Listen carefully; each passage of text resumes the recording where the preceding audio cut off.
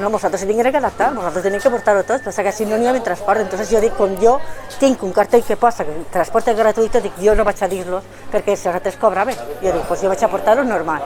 Jo m'he anat a molts puestos, la Liana, Benaguasil, la Pobla, jo m'he anat, però al Rebollat, m'he anat a molts puestos. Això que ho ha fet la manera d'actuar ara, perquè antes venien així, la gent traia els diners i pagaven 200-500 euros, el que siguera. Ara ja me paguen això i ja t'he dit, i ara després estarà el Bizum, pues el Bizum. I la targeta, les abueles, jo no les havia vist mai en targetes. Y ahora ven entonces el tarjeta y diners no importa ni un duro. Aquí en el mercado sí que hemos hecho, a raíz de la pandemia, trabajamos mucho la entrega a domicilio. Ya teníamos antes bicireparto, pero como no podían venir mucha gente porque no podíamos salir de casa, trabajamos entre todos. Vamos a ver si vamos a poner en marcha una app, una aplicación para venta online. Eso saldrá en breve, el proyecto ya está y estamos ahora estudiándolo.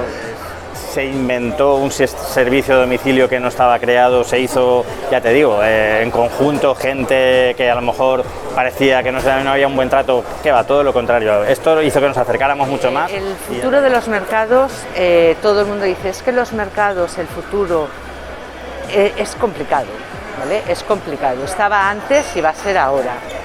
Pero yo pienso que adaptándonos a nuevos horarios y ofrecer la calidad que estamos ofreciendo, la cercanía y la venta online, vamos a poder salir adelante.